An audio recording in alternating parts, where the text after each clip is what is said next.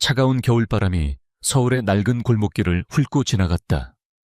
도시의 화려한 불빛이 닿지 않는 이곳 금방이라도 무너져 내릴 듯한 다세대 주택 옥상에 자리한 작은 옥탑방 창문으로 희미한 모니터 불빛이 새어나오고 있었다. 방 안의 공기는 젊은 남자의 차가운 결심처럼 무겁게 가라앉아 있었다. 그의 이름은 이진우 해외에서 갓 돌아온 20살의 청년이었다. 겉보기에는 그저 평범하고 심지어는 세상새 무관심해 보이는 얼굴이었지만 그의 눈빛만은 날카로운 얼음 조각처럼 서늘한 빛을 띠고 있었다. 진우는 낡고 삐걱거리는 의자에 앉아 여러 개의 모니터로 둘러싸여 있었다. 방의 허름한 풍경과는 대조적으로 그가 구축한 컴퓨터 시스템은 최첨단 기술의 집약체였다. 직접 조립한 서버는 조용한 굉음을 내며 열기를 뿜어냈고 복잡하게 얽힌 케이블들은 마치 살아있는 생물의 혈관처럼 꿈틀거리는 듯했다. 이곳은 그만의 성격이자 거대한 제국에 맞서기 위한 유일한 무기가 준비되는 전쟁터였다. 그는 몇 년간의 해외 생활 동안 길거리에 불황가처럼 살며 오직 이 순간만을 위해 기술을 연마하고 자금을 모았다. 그의 손가락이 키보드 위에서 춤을 추듯 움직이기 시작했다. 수많은 코드 라인이 화면을 빠르게 스쳐 지나갔다. 진우는 지금 몇 년 전 갑작스럽게 실종된 아버지가 남긴 마지막 흔적을 쫓고 있었다. 아버지는 저명한 컴퓨터 공학자였지만 어느 날 아침 출근길에 나선 후 그대로 증발해버렸다. 경찰은 단순 가출로 잠정 결론 내렸지만 진우는 알고 있었다. 아버지는 절대 자신을 버릴 사람이 아니었다. 아버지의 실종 뒤에는 분명 거대한 음모가 도사리고 있음을 직감했다. 아버지가 남긴 유일한 단서는 오래된 외장 하드 드라이브 하나였다. 수년에 걸쳐 진우는 아버지의 동료들을 수소문하고 낡은 기록들을 뒤지며 이 하드 드라이브의 존재를 알아냈다. 그리고 마침내 그것을 손에 넣어뒀을 때 그는 그것이 단순한 저장 장치가 아님을 깨달았다. 하드 드라이브는 수십 개의 암호화된 레이어로 보호되어 있었고 각각의 레이어는 아버지와 자신만이 알 수 있는 추억과 약속들로 만들어진 열쇠를 요구했다. 그것은 아버지가 아들에게 남긴 마지막 시험이자 위험한 진실로 향하는 유일한 길이었다. 지난 며칠 동안 진우는 잠도 잊은 채 이 암호의 미로를 헤쳐나갔다. 그리고 마침내 마지막 관문 앞에 섰다. 화면에는 단 하나의 문장이 떠 있었다. 별들이 길을 잃었을 때 우리가 함께 바라보던 북극성을 기억하렴. 진우의 눈가가 순간 미세하게 떨렸다. 어린 시절 아버지는 길을 잃지 않도록 밤하늘의 북극성을 가리키며 세상에 변치 않는 이정표에 대해 가르쳐주곤 했다. 그것은 단순한 천문학 지식이 아니라 어떤 상황에서도 길을 잃지 말라는 아버지의 따뜻한 가르침이었다. 진우는 잠시 눈을 감고 아버지와의 마지막 기억을 떠올렸다. 따뜻한 손 인자한 미소, 그리고 언제나 자신을 믿어주던 깊은 눈빛. 그 기억은 그의 차가운 결심을 더욱 단단하게 만들었다. 그는 키보드에 폴라리스라는 단어를 입력했다. 엔터키를 누르자 화면의 모든 암호 체계가 녹아내리듯 사라지며 마침내 숨겨져 있던 파일 하나가 모습을 드러냈다. 파일의 이름은 단 한 단어, 프로메테스였다. 그리고 그 파일 안에는 단 두 줄의 텍스트만 존재했다. 하나의 암호키와 퀀텀 코퍼레이션이라는 이름이었다. 퀀텀 코퍼레이션, 대한민국 경제를 좌지우지하는 거대한 기술 제국, 인공지능 바이오테크, 그리고 국가 방위 산업에까지 손을 뻗치고 있는 초인류 기업. 진우의 아버지는 실종 직전까지 바로 그곳의 수석 연구원으로 일하고 있었다. 모든 조각이 하나의 그림으로 맞춰지는 순간이었다. 진우의 심장이 차갑게 뛰기 시작했다. 이것은 더 이상 막연한 의심이 아니었다. 명백한 이정표였다. 아버지는 퀀텀 코퍼레이션 안에서 무언가 위험한 비밀을 발견했고 그로 인해 제거되었을 가능성이 높았다. 진우는 이제 무엇을 해야 할지 명확히 알았다. 거대한 성벽으로 둘러싸인 퀀텀 코퍼레이션의 심장부로 들어가야만 했다. 하지만 정문으로 들어갈 수는 없었다. 그는 그들 모르게 유령처럼 스며들어야 했다. 그는 즉시 퀀텀 코퍼레이션의 네트워크 구조를 분석하기 시작했다. 예상대로였다. 그들의 방화벽은 국가안보시설에 버금가는 수준으로 현존하는 거의 모든 종류의 사이버 공격을 방어할 수 있도록 설계되어 있었다. 수십 겹의 보안 시스템과 24시간 감시 체제는 철옹성 그 자체였다. 하지만 진우의 얼굴에는 두려움 대신 차가운 미소가 번졌다. 그는 평범한 해커가 아니었다. 그는 시스템을 파괴하는 크래커가 아니라 시스템의 논리를 이해하고 그 흐름 속으로 녹아드는 진정한 의미의 유령이었다. 그는 며칠 밤낮으로 퀀텀의 네트워크 트래픽을 분석하며 눈에 보이지 않는 미세한 균열을 찾았다. 거대한 댐도 작은 균열에서부터 무너지기 시작하는 법이다. 그는 공격하지 않았다. 그저 관찰하고 기다리고 또 기다렸다. 그의 인내심은 사냥감을 기다리는 맹수와도 같았다.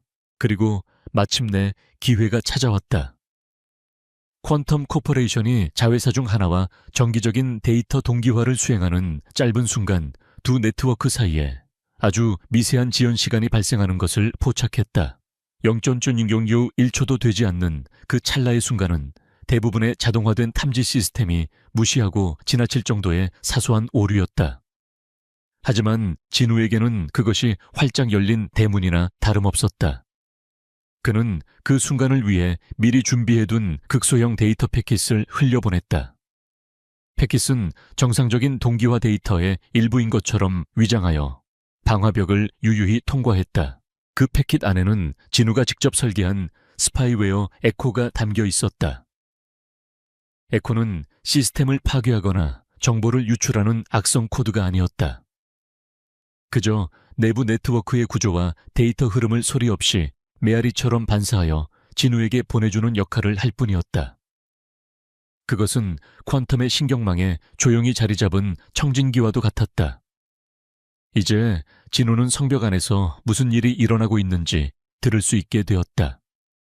그는 서두르지 않고 에코가 보내오는 희미한 신호들을 수집하며 내부 지도를 그리기 시작했다.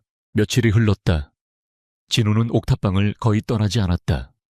최소한의 식사와 수면으로 버티며 그는 퀀텀 코퍼레이션이라는 거대한 유기체의 맥박을 느끼고 있었다. 에코가 보내온 정보들은 퍼즐 조각처럼 그의 머릿속에서 맞춰졌다. 그는 내부 서버 구조 직원들의 접근 권한, 레벨, 그리고 데이터가 저장되고 이동하는 경로를 파악했다. 특히 프로메테스라는 키워드와 관련된 모든 데이터의 흔적을 추적했다. 하지만 예상대로 관련된 파일들은 모두 파기되거나 접근 불가능한 최고 등급의 보안 서버로 옮겨진 상태였다. 진우는 자신의 첫 번째 목표를 정했다. 바로 퀀텀 코퍼레이션의 보안을 총괄하는 최판호 실장의 개인 서버였다. 최판호는 업계에서 철두철미하기로 유명한 인물이었지만 진우는 알고 있었다. 인간이 만든 시스템에는 언제나 인간적인 약점이 존재하기 마련이다. 그는 최판호의 디지털 발자국을 역추적하기 시작했다.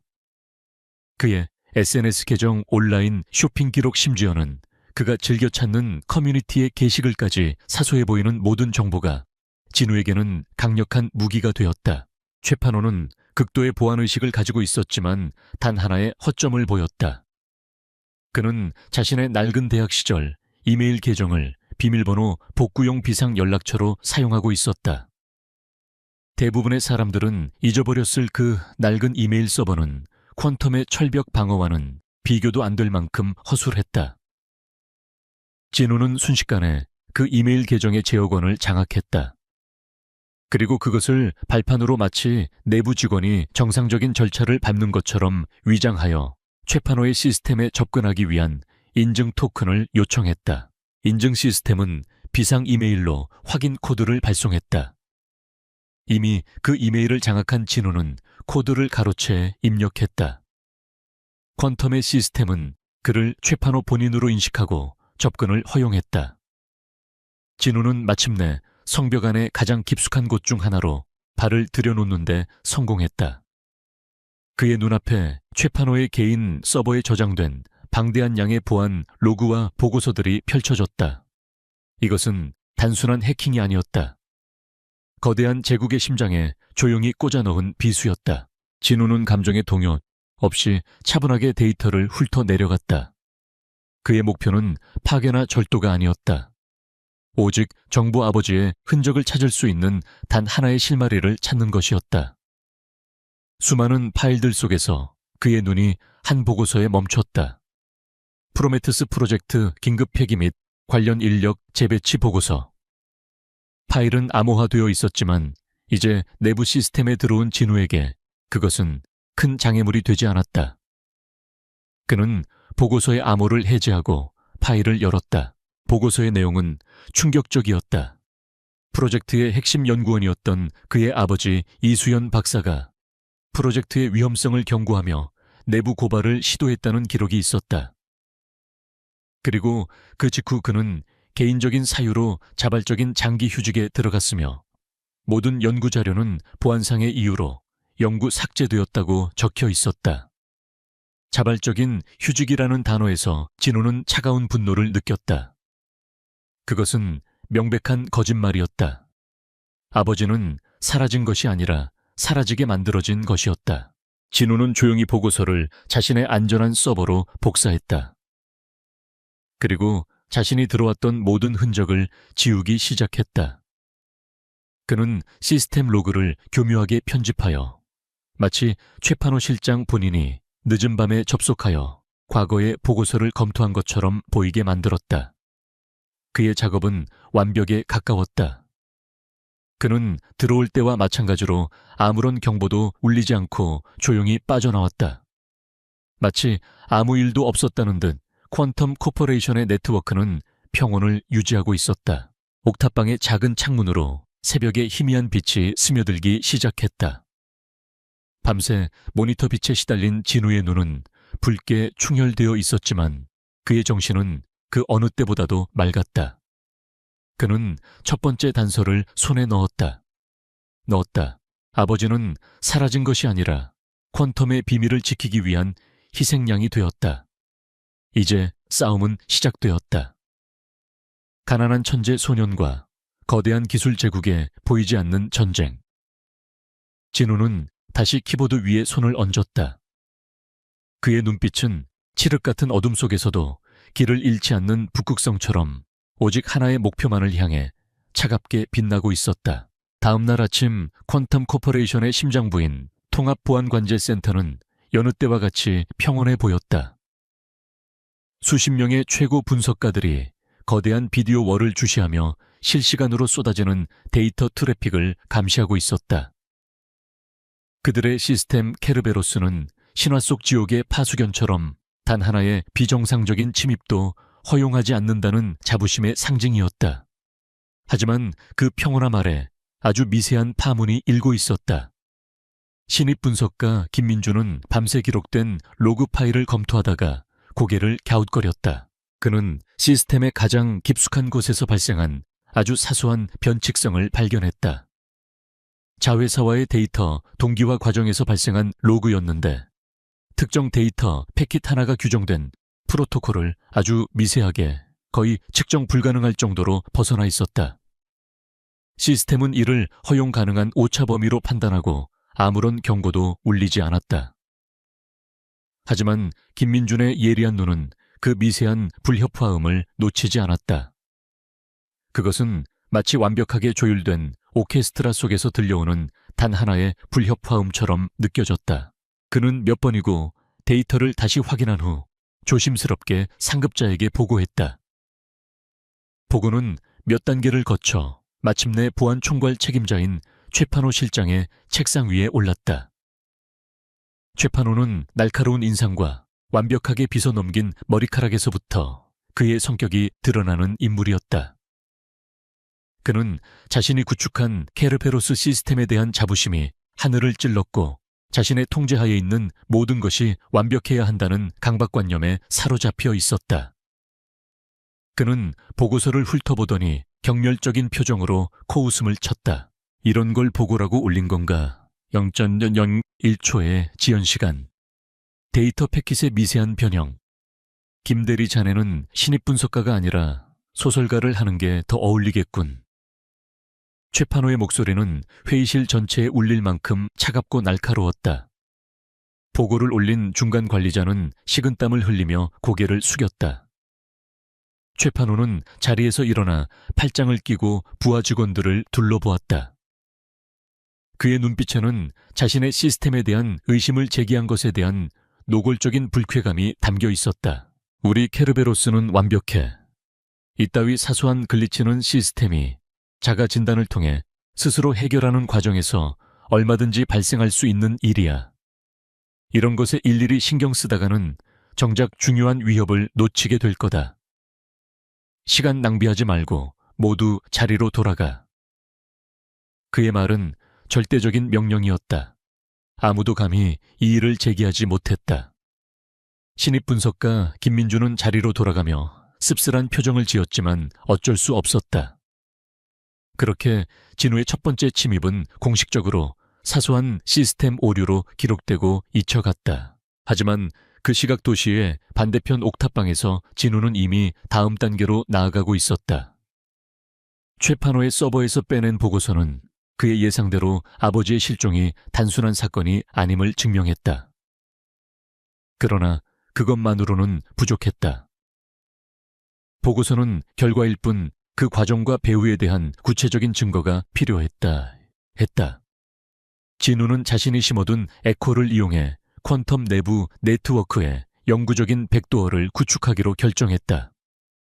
그것은 대문이 아니라 누구의 눈에도 띄지 않는 아주 작은 환풍구와 같은 통로가 될 것이었다. 그는 몇 시간에 걸쳐 새로운 코드를 작성했다. 이 코드는 기존의 시스템 파일 중 하나에 기생하는 방식으로 작동했다. 매일 수백만 번씩 실행되는 정상적인 시스템 점검 프로세스에 자신의 코드를 교묘하게 삽입하여 마치 원래부터 그 시스템의 일부였던 것처럼 위장했다. 이 백도어는 외부에서의 직접적인 제어를 허용하지 않았다. 오직 내부에서 프로메테스 혹은 아버지의 이름과 관련된 특정 키워드가 언급될 때만 활성화되어 관련 데이터를 암호화한 뒤 위장된 경로를 통해 진우에게 전송하는 수동적인 정보 수집 장치였다. 백도어 설치는 그의 첫 침입보다 훨씬 더 정교하고 위험한 작업이었다.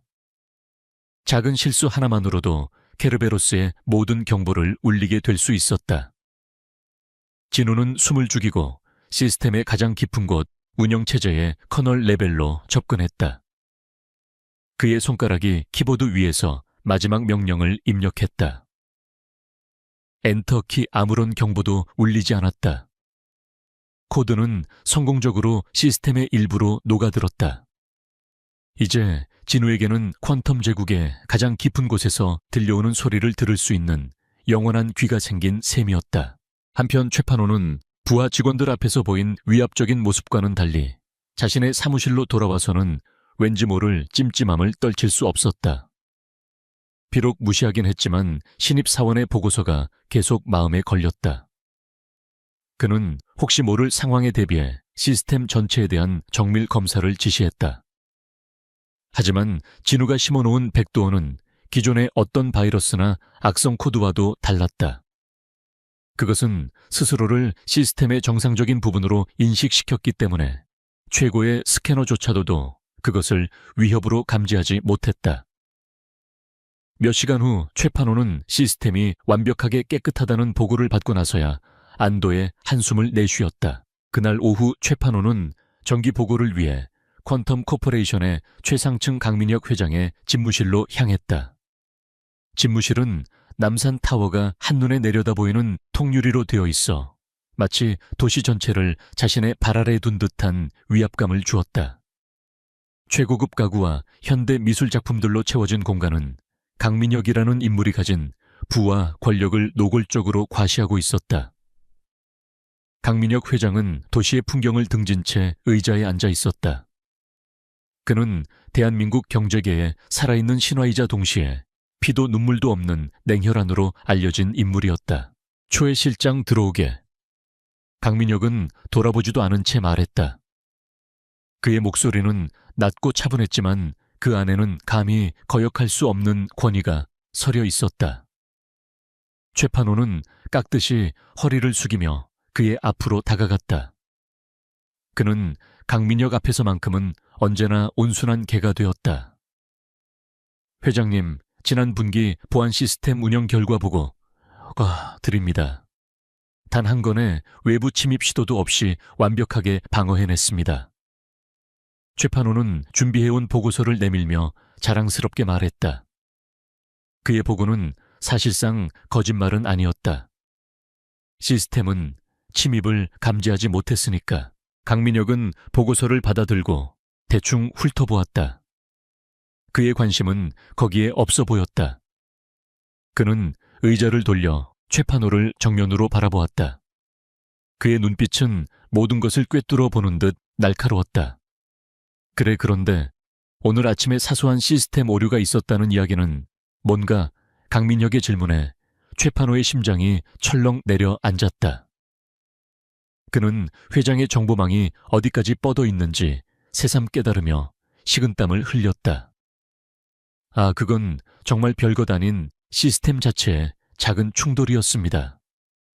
즉시 조치했고 현재는 완벽하게 정상입니다. 강민혁은 잠시 최판호를 말없이 응시했다. 그 짧은 침묵 동안 최판호는 숨쉬기조차 힘들었다. 강민혁은 이내 피식 웃으며 자리에서 일어났다. 그는 통유리 앞으로 다가가 도시를 내려다보며 말했다. 최 실장, 나는 완벽하지 않은 것을 아주 싫어하네. 내 제국에 흠집이 나는 것은 용납할 수 없지. 그것이 아무리 작은 벌레 한 마리가 기어다닌 자국이라 할지라도 말이야. 그의 목소리는 여전히 차분했지만 그 안에 담긴 경고의 메시지는 섬뜩할 정도로 명확했다. 그 벌레가 시스템의 글리치이든 아니면 정말로 호기심 많은 해커놈이든 상관없어. 그냥 밟아 죽여버리게. 나에게 다시는 그따위 사소한 보고가 올라오지 않도록. 강민혁은 그렇게 말하며 손가락으로 무언가를 짓뭉개는 신용을 했다. 최판호는 황급히 고개를 숙였다. 명심하겠습니다, 회장님. 2번 다시 이런 일로 심려 끼쳐드리는 일 없도록 하겠습니다. 그는 마치 사형 선고를 면한 죄인처럼 서둘러 집무실을 빠져나왔다. 그의 등 뒤로 강민혁의 차가운 시선이 느껴졌다. 최판호는 주먹을 꽉 쥐었다. 그는 회장에게는 굴욕감을 그리고 감히 자신의 완벽한 시스템에 흠집을 낸 정체 모를 벌레에게는 깊은 증오를 느꼈다. 그 시간 진우의 모니터에는 그가 설치한 백도어가 보내온 첫 번째 데이터 조각들이 떠오르고 있었다. 대부분은 의미 없는 내부 공지나 일상적인 업무 메일들이었다. 그는 기계적인 인내심으로 데이터를 분류하고 분석했다. 그러다 그의 눈이 한 줄의 로그 기록에 멈췄다. 그것은 최판호가 자신의 시스템에 정밀 검사를 지시했다는 기록이었다. 진우의 입가에 희미한 미소가 떠올랐다. 그들은 무언가 이상하다는 것을 눈치채기 시작했다. 하지만 그들은 결코 자신을 찾지 못할 것이다. 자신은 이미 그들의 시스템 깊숙한 곳에 유령처럼 존재하고 있었으니까. 진우는 수집된 데이터 속에서 프로메테스라는 단어를 검색했다. 예상대로였다. 모든 공식적인 문서에서는 그 단어가 깨끗하게 지워져 있었다. 마치 처음부터 존재하지 않았던 프로젝트인 것처럼. 이것은 단순한 데이터 삭제가 아니었다. 조직적인 은폐 작업의 명백한 증거였다. 진우는 검색 범위를 비공식적인 데이터, 즉 직원들 간의 개인적인 메신저 로그나 비공식 메모 파일로 넓혔다. 거대한 조직일수록 공식적인 기록 외에 지울 수 없는 비공식적인 흔적들이 남기 마련이었다. 몇 시간의 추가적인 분석 끝에 그는 마침내 의미 있는 흔적 하나를 발견했다. 그것은 몇 년 전 퇴사한 한 연구원이 동료에게 보낸 암호 같은 메신저 대화 내용이었다. P 프로젝트 때문에 골치가 아프다. 마치 판도라의 상자를 여는 기분이야. S 박사님은 왜 그렇게 반대하시는지 알 것 같아. P 프로젝트는 프로메테우스 S 박사님은 바로 자신의 아버지 이수현을 의미하는 것이 분명했다. 판도라의 상자. 아버지는 대체 무엇을 만들려고 했던 것일까? 그리고 무엇 때문에 그것을 막으려 했던 것일까? 진우는 새로운 단서를 따라 더 깊은 어둠 속으로 파고들기 시작했다. 낡은 옥탑방의 청년은 이제 거대한 제국에 감춰진 진실에 첫 번째 균열을 내고 있었다. 판도라의 상자. 도에사한 연구원이 남긴 이 한마디는 이진우의 뇌리에서 떠나지 않았다. 그것은 단순한 비유가 아니라 프로젝트 프로메테우스의 본질을 암시하는 섬뜩한 경고였다. 진우는 이 메시지를 남긴 연구원의 신원을 파악하기 위해 디지털 흔적을 추적하기 시작했다. 그의 이름은 김동철 퀀텀에서 10년 넘게 근무하다가 몇 년 전 갑자기 건강상의 이유로 퇴사하고 지금은 지방 소도시에서 조용히 살고 있었다. 그의 SNS는 몇 년 전부터 활동을 멈춘 상태였고 온라인상에서의 존재감은 거의 지워져 있었다. 진우는 김동철에게 직접 접근하는 것은 위험하다고 판단했다. 극도의 경계심을 품고 있을 그에게 낯선 젊은이가 나타나 과거를 묻는다면 그는 입을 다물거나 오히려 퀀텀 측에 이 사실을 알릴 수도 있었다.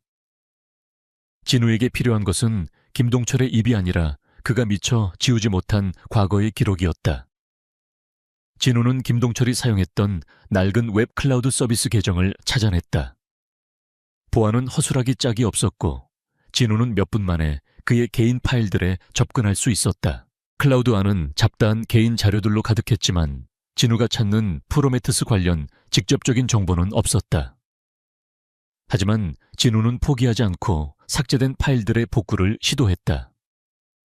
그리고 마침내 그는 의미 있는 조각들을 찾아냈다. 그것은 김동철이 누군가에게 보내려다 만 것처럼 보이는 여러 개의 암호화된 이메일 초안이었다. 수신인은 단 한 명 박성준 기자로 되어 있었다.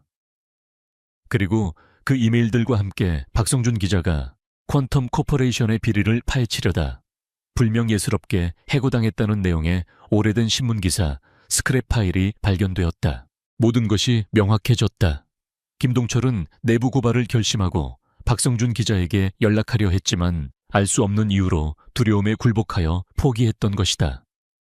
박성준 그는 잊힌 과거 속에서 진실의 조각을 쥐고 있을 유일한 사람이었다. 진우는 즉시 박성준에 대한 모든 것을 조사하기 시작했다. 한때는 대한민국을 뒤흔드는 특종을 여러 번 터뜨렸던 스타 기자였지만 퀀텀과의 싸움에서 패배한 후 그는 언론계에서 완전히 매장되었다. 현재 그는 작은 월세방에서 연금으로 근근히 살아가고 있으며 세상과의 모든 교류를 끊은 채 유령처럼 살고 있었다. 진우는 박성준을 직접 만나야 한다고 결심했다. 이것은 더 이상 디지털 세계에서의 싸움이 아니었다. 그는 처음으로 자신의 옥탑방을 벗어나 현실 세계의 전쟁터로 나가야 했다.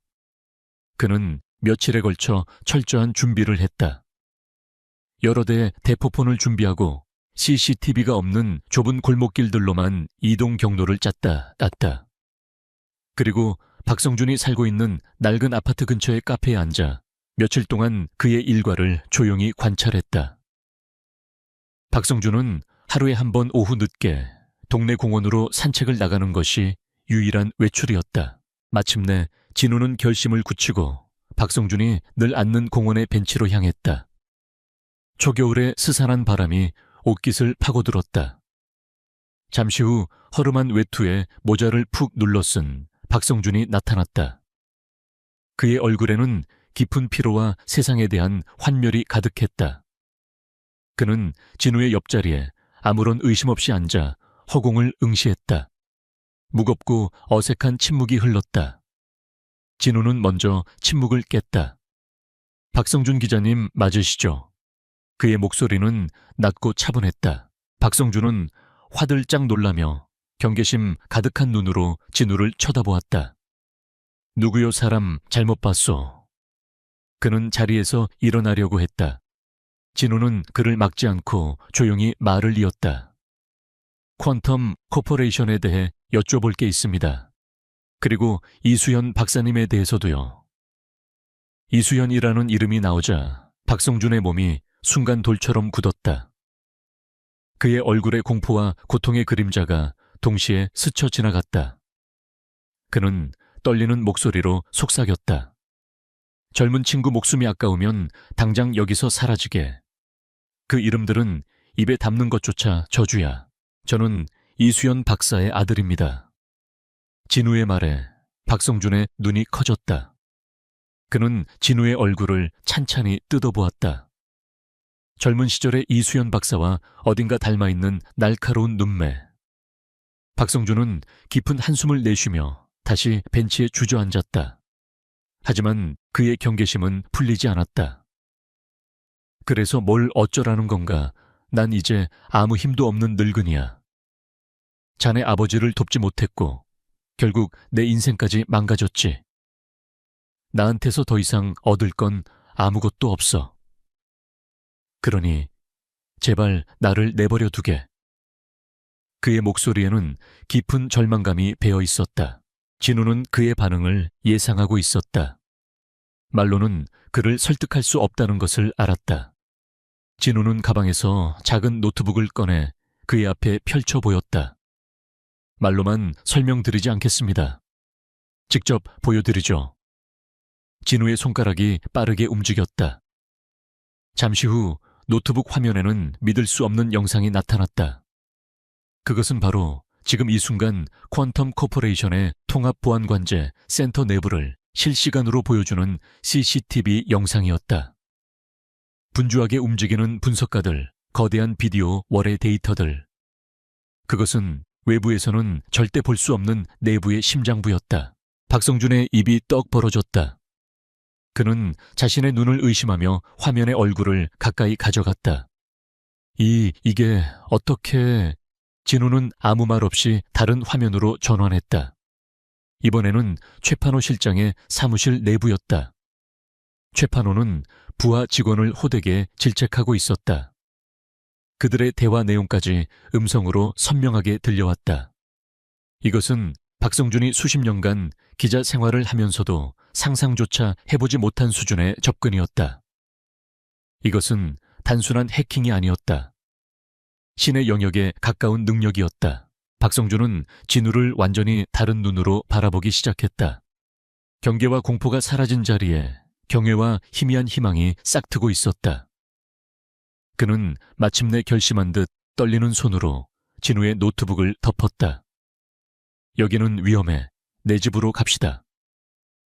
박성준의 집은 그의 몰락한 삶을 그대로 보여주는 듯 했다. 좁은 공간은 수년치의 낡은 신문과 서류 더미로 발 디딜 틈이 없었다. 벽에는 퀀텀 코퍼레이션과 관련된 인물 관계도와 사건 일지가 빼곡하게 붙어 있었다. 그는 싸움을 포기한 것이 아니었다. 그저 어둠 속에서 홀로 싸우고 있었을 뿐이었다. 박성준은 먼지 쌓인 소파에 진우를 앉히고 자신도 맞은편에 앉았다. 그리고 마침내 무거운 입을 열었다. 자네 아버지는 영웅이었어. 그는 수년 전의 기억을 더듬으며 이야기를 시작했다. 당시 그는 퀀텀이 불법적인 무기 개발에 관여하고 있다는 첩보를 입수하고 비밀리에 취재 중이었다. 하지만 물증을 잡을 수가 없어 수사는 난관에 부딪혔다. 바로 그때 한 통의 제보 전화가 걸려왔다. 바로 이수연 박사였다. 이수연 박사는 자신이 프로메테스라는 끔찍한 프로젝트를 총괄하고 있으며 그것이 인류에게 재앙이 될 것이라고 고백했다. 그것은 단순한 무기가 아니었다. 국가 전체의 통신 금융 전력망을 순식간에 마비시킬 수 있는 강력한 사이버 무기, 즉 판도라의 상자 그 자체였다. 강민혁 회장은 이 무기를 통해 전 세계를 상대로 보이지 않는 전쟁을 벌이고 막대한 부하 권력을 손에 쥐려 하고 있었다. 이수연 박사는 자신의 기술이 그런 괴물을 낳는 데 쓰이는 것을 막기 위해 모든 것을 걸고 내부 고발을 결심했던 것이다. 그는 박성준 기자에게 모든 자료를 넘겨주기로 약속했다. 하지만 약속 장소에 나타나지 않았다. 그리고 다음 날 그는 실종되었다. 퀀텀은 이수연 박사가 회사의 기밀 기술을 빼돌리려다 실패하자 잠적했다고 언론에 발표했다. 동시에 박성준 기자에게는 온갖 비리 혐의를 뒤집어 씌워 그를 사회적으로 매장시켰다. 증거도 증인도 모두 사라진 상태에서 박성준은 속수무책으로 당할 수밖에 없었다. 그의 싸움은 그렇게 허무하게 끝났다. 이야기를 마친 박성준의 눈에는 눈물이 고여 있었다. 그것은 자신의 망가진 삶에 대한 한탄이 아니라 위대한 용기를 냈던 친구를 지켜주지 못했다는 죄책감의 눈물이었다.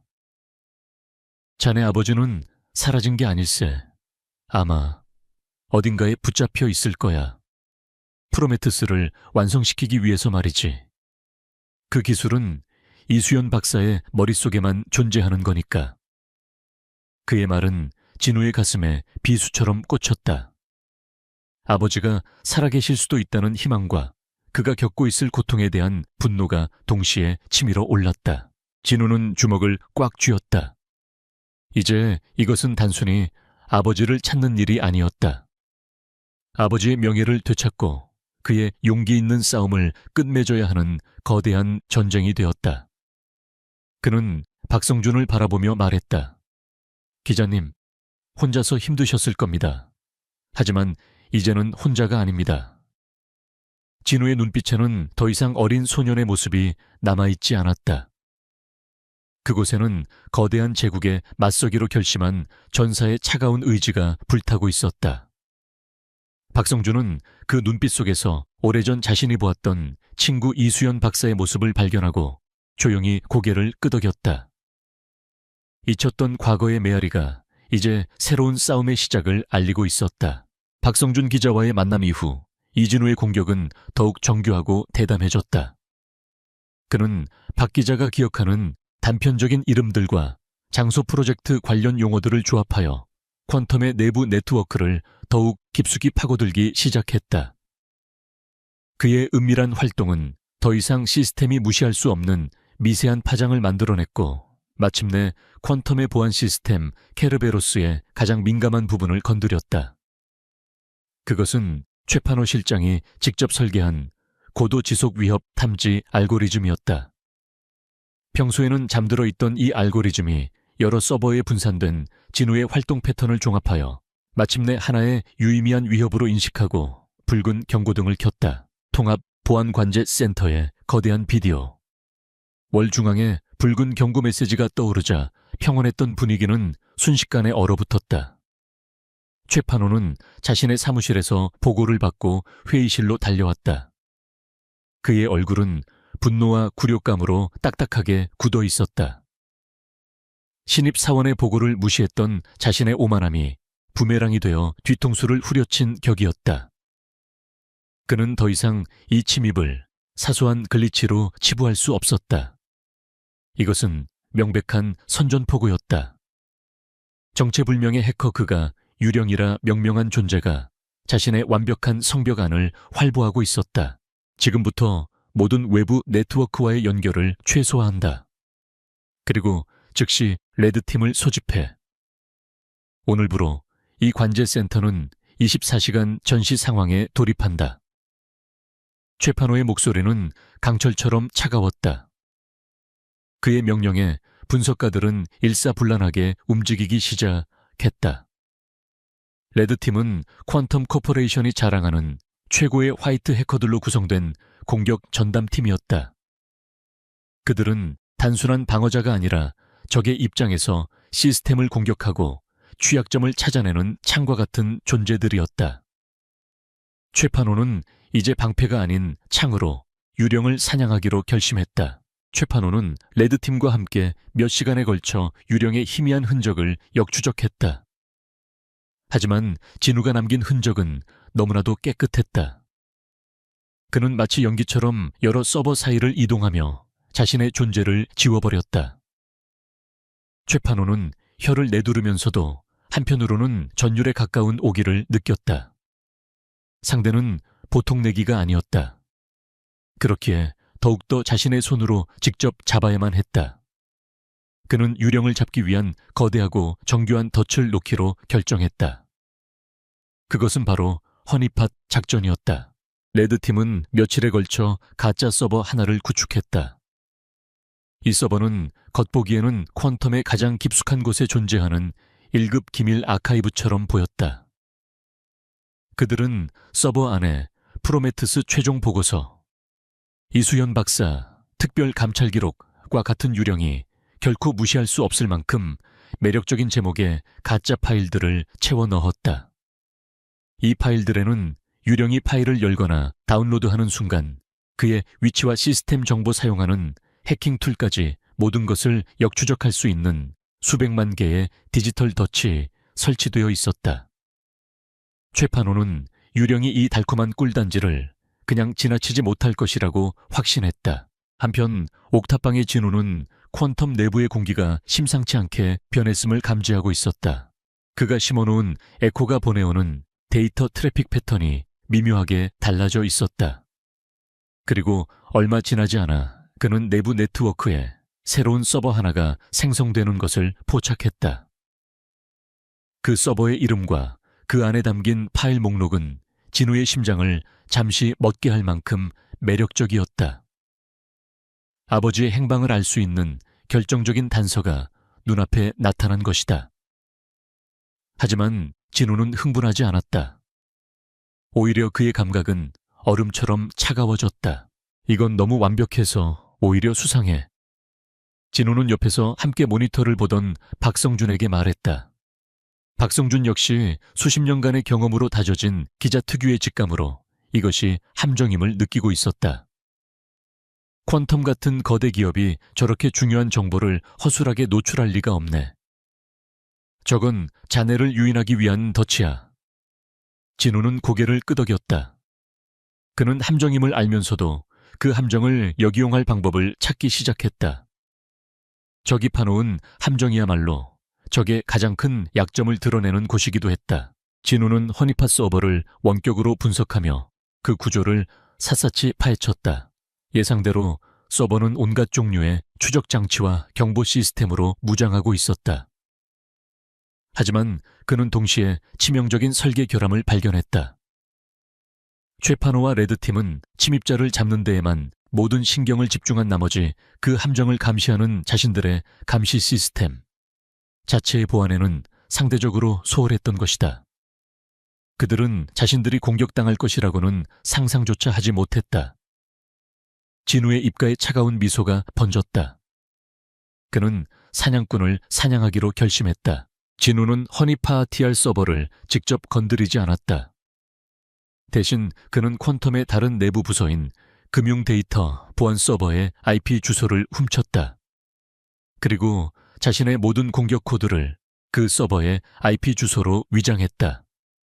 잠시 후 퀀텀의 통합 보안 관제 센터에 요란한 경보음이 울려 퍼졌다. 허니팟이 마침내 공격받기 시작했다는 신호였다.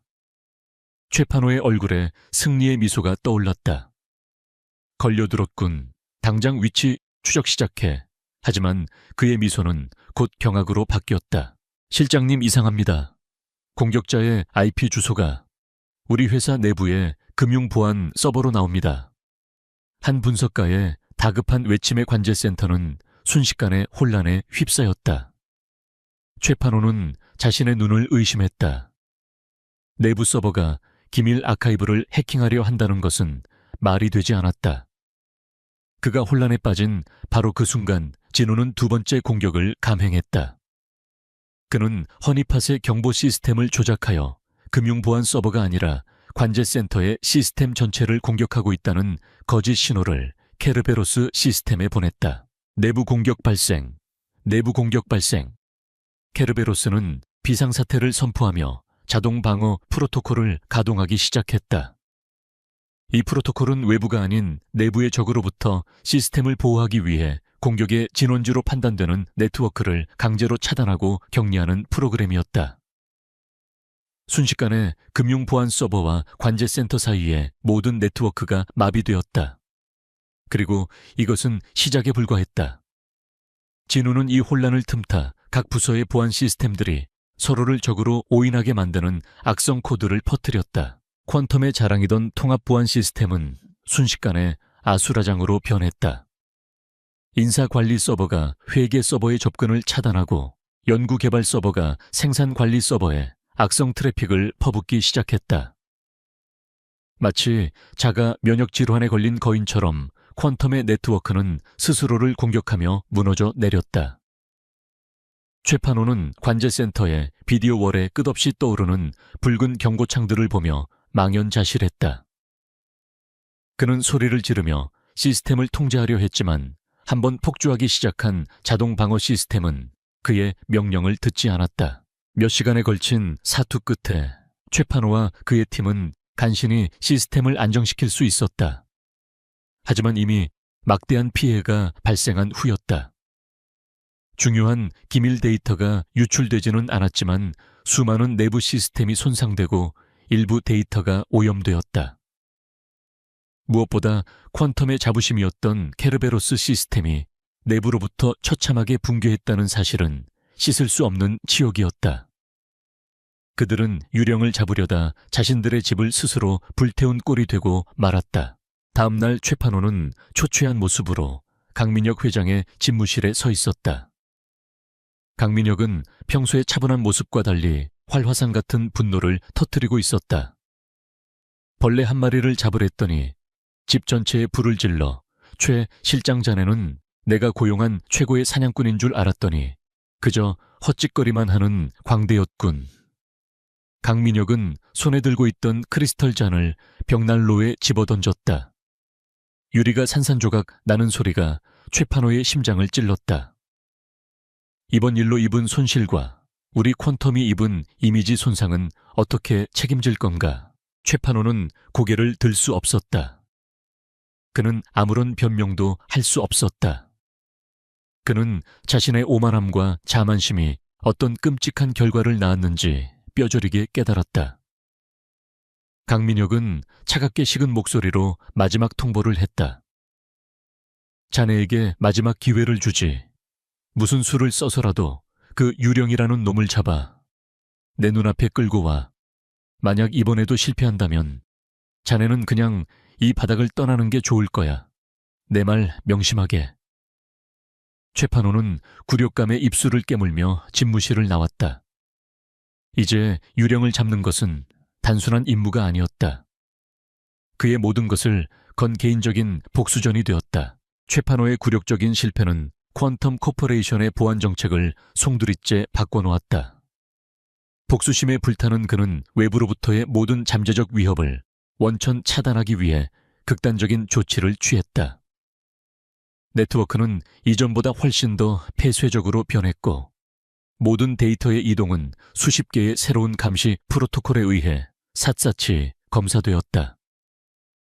이제 퀀텀의 시스템은 외부에서 몰래 숨어들 수 있는 요새가 아니라 작은 개미 한 마리도 용납하지 않는 완벽한 밀실에 가까워졌다. 이러한 변화는 이진우의 활동을 크게 위축시켰다. 이제 이전처럼 조용히 움직이는 건 불가능해졌어. 진우는 박성준의 은신처에서 새로운 방어벽의 구조를 분석하며 말했다.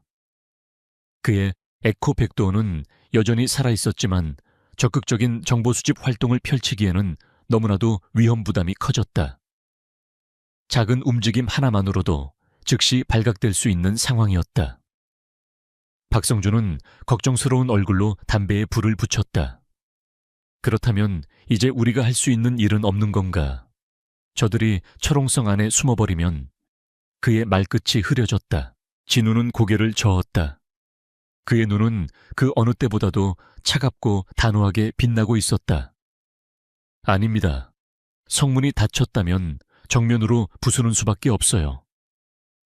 그는 새로운 계획을 세웠다. 더 이상 유령처럼 숨어다니는 소극적인 방식이 아니라 적이 감히 상상하지 못할 대규모의 전면전을 벌이는 것이었다. 그의 목표는 파괴가 아니었다. 거대한 혼란을 일으켜 적의 시선을 한 곳에 집중시킨 뒤 그 틈을 타 가장 중요한 목표물을 타격하는 고도의 기만 작전이었다. 작전은 새벽 4시에 시작되었다. 진우가 수년간 암암리에 구축해온 거대한 본넷이 일제히 깨어났다. 전 세계에 퍼져 있는 수십만 대의 좀비 PC들이 단 하나의 목표, 퀀텀 코퍼레이션의 외부 서버를 향해 분산 서비스 거부, 즉 DDoS 공격을 퍼붓기 시작했다. 초당 수테라바이트에 달하는 데이터의 홍수가 퀀텀의 웹사이트와 고객 서비스 포털을 덮쳤다. 서버는 비명을 지르며 마비되었고 외부와 연결된 퀀텀의 모든 서비스가 순식간에 먹통이 되었다. 퀀텀의 통합보안관제센터는 그야말로 아비규환에 빠졌다. 비디오월은 온통 붉은 경고 메시지로 뒤덮였고 경보음은 끊임없이 울려 퍼졌다. DDoS 공격입니다. 트래픽이 상상을 초월합니다. 분석가들의 다급한 외침이 관제센터를 가득 메웠다. 최판호는 야전 침대에서 뛰쳐나와 상황을 지휘하기 시작했다. 그의 얼굴은 창백했지만 눈은 오히려 광기로 번뜩였다. 드디어 꼬리를 드러냈군 유령 녀석. 모든 방어 자원을 외부 방화벽으로 돌려 무슨 수를 써서라도 서버를 복구하고 공격의 진원지를 찾아내. 하지만 이것은 진우의 거대한 교향곡의 서막에 불과했다.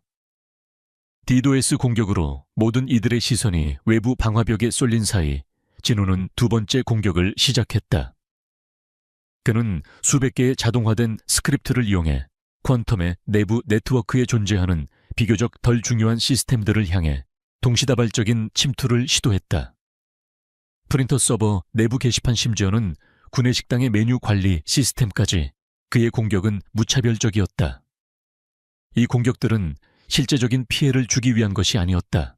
그 목적은 단 하나, 케르베로스 시스템에 수천 수만 개의 무의미한 경고 로그를 생성하여 분석가들의 판단력을 마비시키는 것이었다. 관제센터의 콘솔에는 DDoS 공격 경고와 함께 3층 휴게실 프린터에서 비정상적인 접근 시도 발견, 인사과 내부 게시판, 관리자 권한 탈취 시도와 같은 수많은 저급 경고들이 폭포수처럼 쏟아졌다. 분석가들은 진짜 위협과 가짜 위협을 구분하지 못한 채 혼란에 빠졌다. 그들의 눈과 귀는 완벽하게 멀어버렸다. 최판호는 이 모든 것이 자신들의 주의를 분산시키기 위한 속임수일 수도 있다는 것을 어렴풋이 직감했다. 하지만 그는 달리 선택의 여지가 없었다. 당장 눈앞에서 벌어지고 있는 대규모 공격을 막지 않으면 안 되었다. 그는 레드팀을 포함한 모든 정예 인력을 DDoS 공격 방어와 내부 시스템의 자잘한 불을 끄는 데 투입했다. 퀀텀의 모든 창과 방패가 진우가 만들어낸 허상을 향해 집중되었다. 바로 그 순간 진우는 진짜 사냥을 시작했다. 그의 진짜 목표는 단 하나, 제국의 심장 강민혁 회장의 개인 서버였다.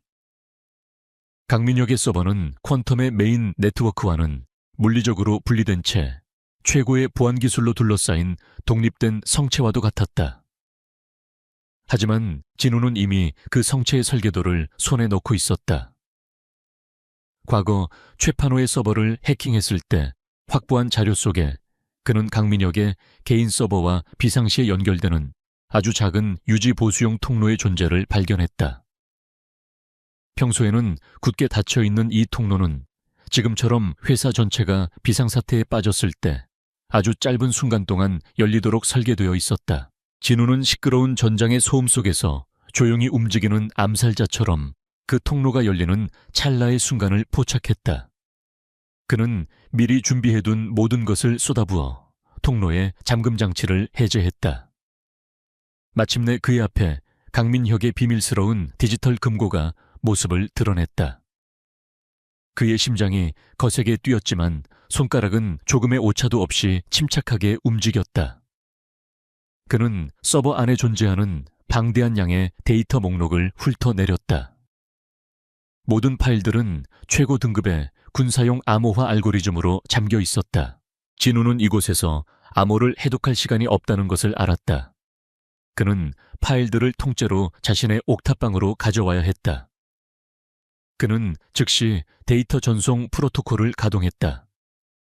거대한 데이터 덩어리가 암호화된 채 전 세계에 퍼져 있는 수십 개의 경유 서버를 거치는 복잡한 경로를 통해 그의 컴퓨터로 전송되기 시작했다.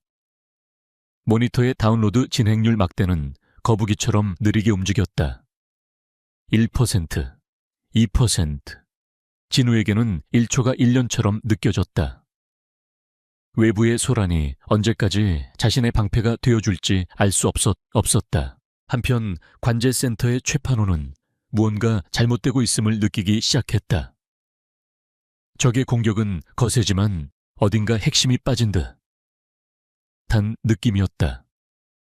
그들의 공격은 시스템을 마비시키고 혼란을 줄 뿐 결정적인 피해를 주지는 않고 있었다. 이건 미끼야. 그는 소리쳤다. 모두 외부 공격은 최소한의 방어만 유지하고 내부 네트워크의 최고 등급 서버들을 다시 한번 확인해. 회장님 개인 서버도.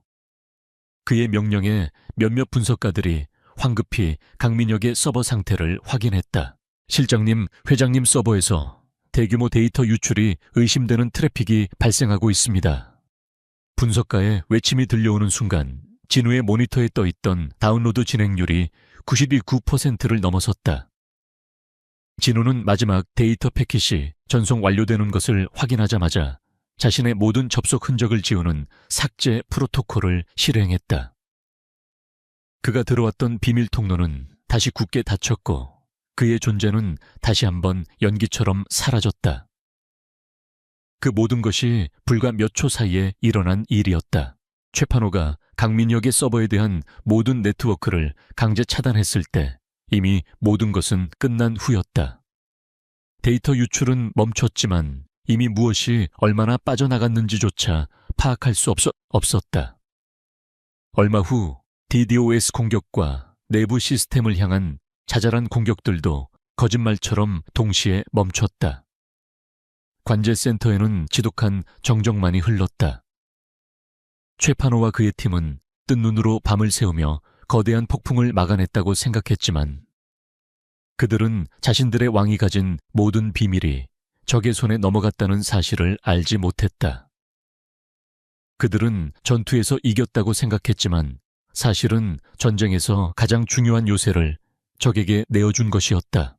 옥탑방에서 진우는 마침내 손에 넣은 암호화된 파일들을 바라보았다. 이제 제국에 감춰진 진실을 열 시간이었다. 거대한 사이버 전쟁이 휩쓸고 지나간 후 퀀텀 코퍼레이션은 상처 입은 평온을 되찾은 듯 보였다. 최판호와 그의 팀은 밤낮으로 시스템을 복구하고 방어벽을 재건했다. 그들은 자신들이 막대한 피해를 막아냈다고 믿었지만 정작 제국의 가장 깊숙한 비밀이 담긴 판도라의 상자가 통째로 도둑맞았다는 사실은 까맣게 모르고 있었다. 그 상자는 이제 서울의 허름한 옥탑방 이진우의 모니터 안에서 서서히 그 모습을 드러내려 하고 있었다. 진우와 박성준은 며칠 동안 뜬 눈으로 밤을 새우며 강민혁의 비밀, 금고에서 빼낸 파일들을 분석했다. 하지만 그들 앞을 가로막은 것은 상상 이상으로 견고한 암호 체계였다. 그것은 기존에 알려진 어떤 암호화 방식과도 달랐다. 마치 살아있는 생물처럼 외부의 공격을 감지하면 스스로 구조를 바꾸며 더욱 깊은 미궁 속으로 숨어버리는 유기적인 알고리즘이었다. 진우의 슈퍼컴퓨터는 쉴 새 없이 열기를 뿜어냈지만 암호의 벽에는 작은 흠집조차 내지 못했다. 이건 아버지가 만든 암호가 틀림없어요. 며칠간의 사투 끝에 진우가 낮은 목소리로 말했다. 그는 암호의 구조 속에서 아버지 특유의 논리적 서명을 발견했다. 그것은 지극히 복잡하면서도 그 안에 명확한 철학을 담고 있는 아버지의 코드 스타일이었다. 아버지가 만든 최고의 방패가 이제 아들의 앞을 가로막고 있는 아이러니한 상황이었다. 박성준은 타들어가는 담배를 재떨이에 비벼 끄며 무겁게 입을 열었다. 그렇다면 열쇠도 자네 아버님만이 아는 무언가일지도 모르겠군. 한편 퀀텀 코퍼레이션의 최상층에서는 얼음장 같은 냉기가 흘렀다. 강민혁 회장은 자신의 개인 서버에서 데이터가 유출되었다는 사실을 보고받았다. 최판호는 빠져나간 데이터의 양이 미미하며 암호화되어 있어 해독이 불가능하다고 필사적으로 변명했지만 강민혁의 눈은 그를 믿지 않았다. 미미하다고 내 금괴에 쥐새끼가 들어왔다는 사실 자체가 용납할 수 없는 일이야. 그의 목소리는 조용했지만 그 안에 담긴 분노는 최판호의 등골을 서늘하게 만들었다. 유령이 훔쳐간 것이 무엇인지, 그리고 그놈이 누구인지 알아내. 만약 그 정보가 세상 밖으로 새어나가기라도 한다면 최 실장 자네는 그저 이 바닥을 떠나는 걸로 끝나지 않을 걸세. 강민혁의 차가운 경고는 진우에게 남은 시간이 많지 않다는 것을 의미했다. 진우는 접근 방식을 바꾸기로 했다. 그는 더 이상 무차별적인 연산 공격으로 암호를 부수려 하지 않았다. 대신 아버지의 입장이 되어 생각하기 시작했다. 아버지는 어떤 철학으로 이 암호를 설계했을까? 그는 아버지의 낡은 연구 노트와 논문들을 다시 읽기 시작했다. 박성준은 옆에서 당시의 시대적 상황과 퀀텀 내부의 분위기에 대해 설명하며 그의 기억을 도왔다. 그러다 진우는 아버지의 노트 한 구석에 적힌 작은 메모를 발견했다. 카오스는 또 다른 질서의 시작일 뿐이다. 그것은 아버지가 평소 자주 인용하던 혼돈 이론에 관한 문구였다. 그 순간 진우의 머릿속에 번개 같은 깨달음이 스쳤다. 암호의 열쇠는 고정된 값이 아니라 특정 조건에서 혼돈 속의 패턴처럼 드러나는 변수일지도 모른다는 생각이었다. 진우는 아버지의 생일, 어머니와의 결혼기념일, 그리고 자신이 태어난 날과 같은 개인적인 정보들을 혼돈 이론의 특정 함수와 결합하여 새로운 키를 생성하기 시작했다. 수백 번의 실패 끝에 마침내 하나의 키가 암호의 거대한 벽과 공명하기 시작했다. 화면의 복잡한 코드들이 서서히 풀리며 마침내 첫 번째 파일이 그 모습을 드러냈다. 파일의 이름은 프로메테우스 최종 기술 시연 보고서였다. 진우는 떨리는 손으로 파일을 열었다. 그 내용은 상상을 초월하는 것이었다. 프로메테우스는 박성준이 어렴풋이 짐작했던 사이버 무기 그 이상이었다. 그것은 국가 단위의 디지털 인프라를 통째로 장악하고 통제하고 파괴할 수 있는 인공지능 기반의 전쟁 시스템이었다. 보고서에는 프로메테우스를 이용해 가상으로 대한민국을 공격하는 시뮬레이션 결과가 담겨 있었다. 전력망은 3분 만에 마비되었고 금융 시스템은 10분 만에 붕괴했으며 교통과 통신망은 30분 만에 완전히 장악되었다. 나라는 총 한 발 쏘지 않고 디지털 석기 시대로 돌아갔다. 이건 무기가 아니야, 재앙이야. 박성준은 화면을 보며 경악을 금치 못했다. 진우는 아무 말 없이 다음 파일들을 해독해 나갔다. 그 속에서 아버지 이수연 박사가 강민혁 회장에게 보낸 수많은 이메일들이 발견되었다. 초기에는 프로젝트의 기술적 성과에 대한 보고였지만 시간이 지날수록 아버지의 우려와 경고, 그리고 격렬한 반대의 목소리가 담겨 있었다. 그는 자신이 만들어낸 기술이 인류를 위협하는 괴물이 되어가는 것을 막기 위해 필사적으로 저항하고 있었다. 그리고 마침내 결정적인 증거가 나왔다. 아버지가 실종되기 직전에 작성한 내부 고발 보고서의 최종본이었다. 보고서에는 프로메테우스의 모든 기술적 위험성과 함께 강민혁 회장이 이 기술을 이용해 국가를 협박하고 세계를 상대로 영향력을 행사하려는 야욕을 가지고 있다는 내용이 적나라하게 담겨 있었다. 아버지는 이 보고서를 청와대와 국가정보원에 넘기려 했던 것이다. 이것으로 아버지의 실종 이유는 명확해졌다.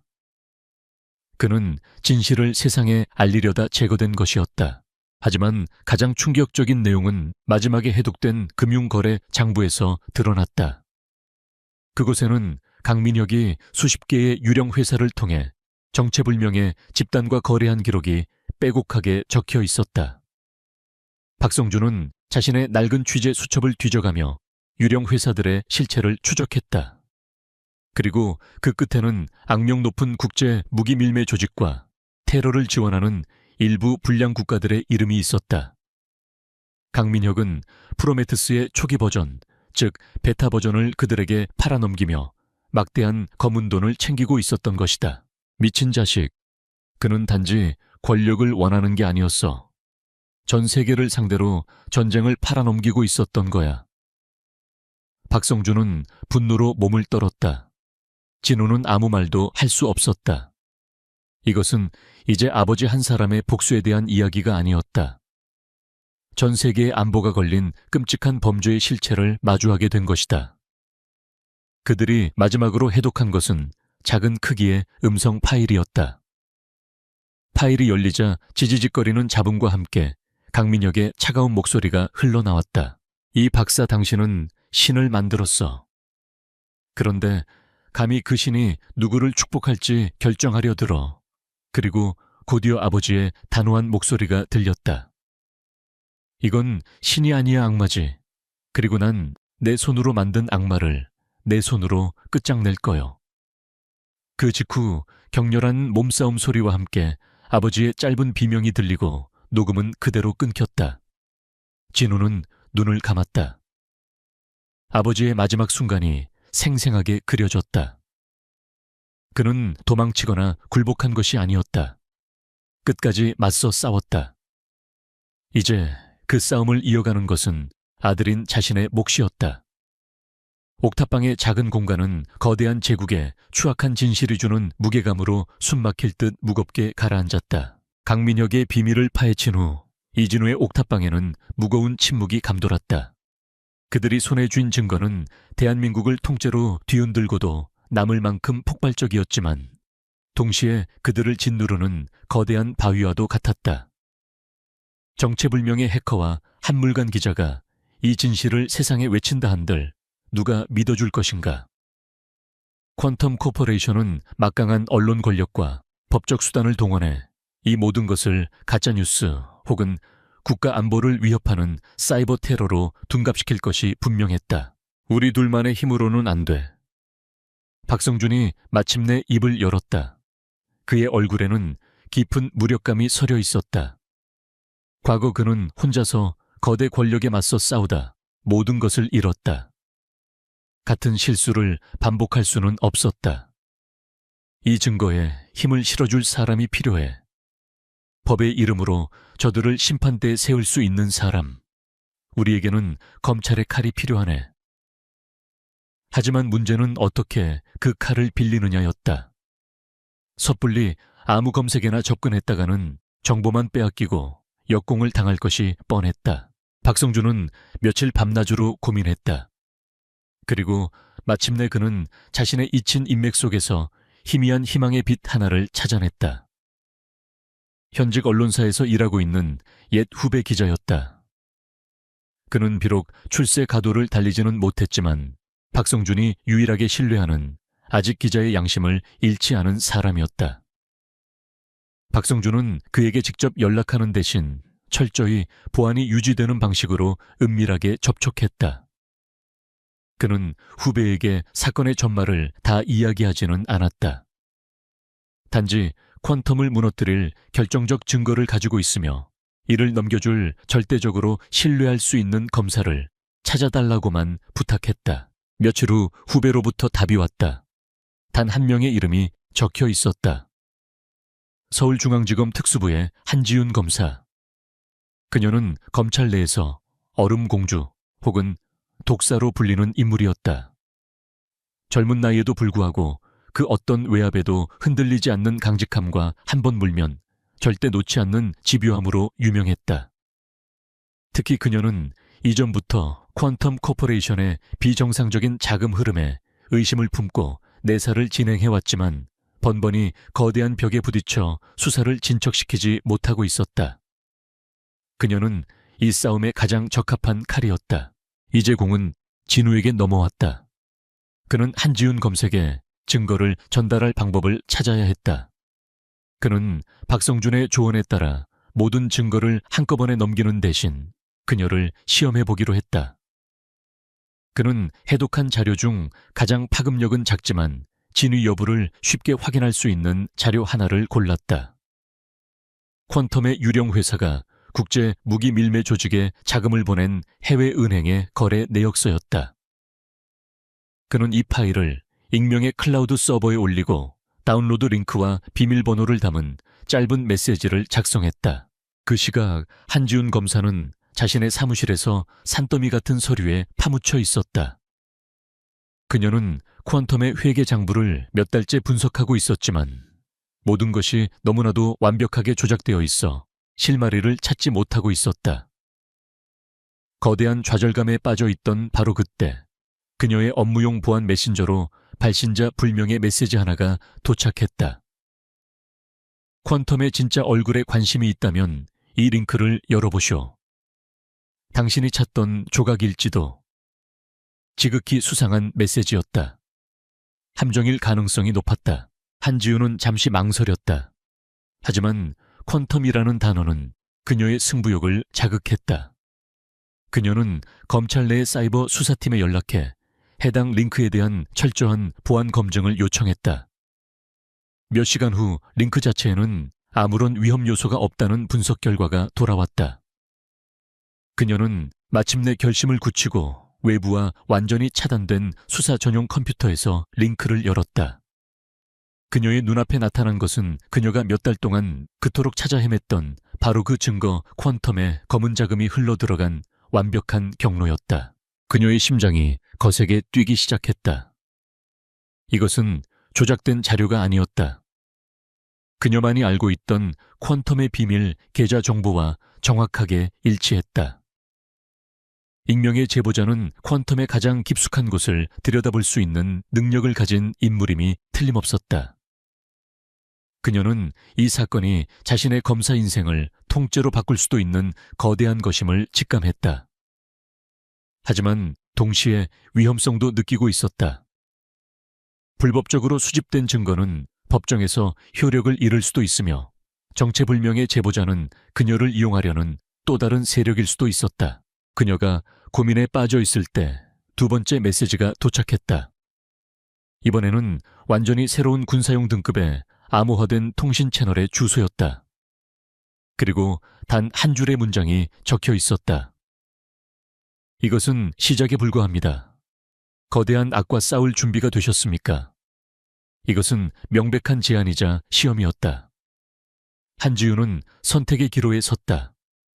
절차와 원칙을 중시하는 검사로서 이 수상한 제안을 무시할 것인가? 아니면 거대한 정의를 위해 위험을 감수하고 미지의 동반자와 손을 잡을 것인가? 한지훈은 오랫동안 창밖을 바라보며 생각에 잠겼다. 그녀가 검사가 된 이유는 단 하나 법의 힘으로 약자를 보호하고 거대한 불의를 심판하기 위해서였다. 지금 그녀의 눈앞에 그 불의의 실체가 모습을 드러내고 있었다. 그녀는 더 이상 망설이지 않았다. 그녀는 새로운 통신 채널에 접속하여 짧은 답장을 보냈다. 당신이 누구인지는 묻지 않겠습니다. 하지만 당신이 가진 증거가 진실이라면 나는 내 모든 것을 걸고 싸울 준비가 되어 있습니다. 진우의 옥탑방 모니터에 그녀의 메시지가 떠오르자 진우와 박성준은 마침내 안도의 한숨을 내쉬었다. 그들은 가장 강력한 아군을 얻었다. 이렇게 해서 보이지 않는 삼각동맹이 결성되었다. 디지털 세계의 그림자 속에서 움직이는 이진우 이친 과거의 조각들을 연결하는 박성준, 그리고 법과 제도의 중심에서 칼을 휘두를 준비를 하는 한지훈. 그들은 서로의 얼굴도 이름도 몰랐지만 퀀텀 코퍼레이션의 파멸이라는 단 하나의 공동 목표를 향해 움직이기 시작했다. 이제 제국을 향한 마지막 전쟁의 서막이 올랐다. 한지훈 검사와의 비밀스러운 연합이 구축된 후 전쟁은 새로운 국면으로 접어들었다. 한지훈은 이진우가 제공한 증거를 바탕으로 퀀텀의 해외 유령 회사에 대한 공식적인 수사 허가를 받아내는 데 성공했다. 물론 수사는 극비리에 진행되었다. 그녀는 강민혁 회장의 정보망을 피하기 위해 가장 신뢰하는 소수의 수사관들과 함께 조용히 움직이기 시작했다. 그러나 그녀는 강민혁이라는 거대한 거미가 쳐놓은 거미줄이 어디까지 뻗어 있는지 미처 알지 못했다. 한지훈의 수사팀이 첫 번째 압수수색 영장을 발부받은 바로 그날 저녁 강민혁 회장의 집무실에 놓인 붉은색 직통 전화가 울렸다. 수화기 너머에서는 법무부 최고위층의 목소리가 흘러나왔다. 그는 직접적인 단어를 사용하지 않았다. 그저 요즘 젊은 검사들이 의욕이 과하다거나 빙산의 일각만 보고 성급하게 달려들면 배가 부서질 수 있다는 식의 은유적인 경고를 던질 뿐이었다. 하지만 강민혁은 그 의미를 즉시 알아차렸다. 얼음 공주가 마침내 자신의 성을 향해 칼을 빼들었다는 신호였다. 그 유령 녀석 혼자가 아니었군. 강민혁은 전화를 끊고 나지막이 읊조렸다. 그의 얼굴에는 분노 대신 차가운 미소가 떠올랐다. 그는 더 이상 자신을 귀찮게 하는 해커를 잡는 수비적인 입장이 아니었다. 이제는 자신의 제국 전체를 위협하는 세력을 상대로 선제 공격을 감행해야 할 때였다. 그는 즉시 최판호를 호출했다. 굴욕감 속에서 복수의 칼날을 갈고 있던 최판호는 회장의 부름에 한달음에 달려왔다. 강민혁은 도시의 야경을 등지고 서서 최판호에게 자신의 구상을 설명했다. 그의 계획은 상상을 초월할 정도로 대담하고 무자비했다.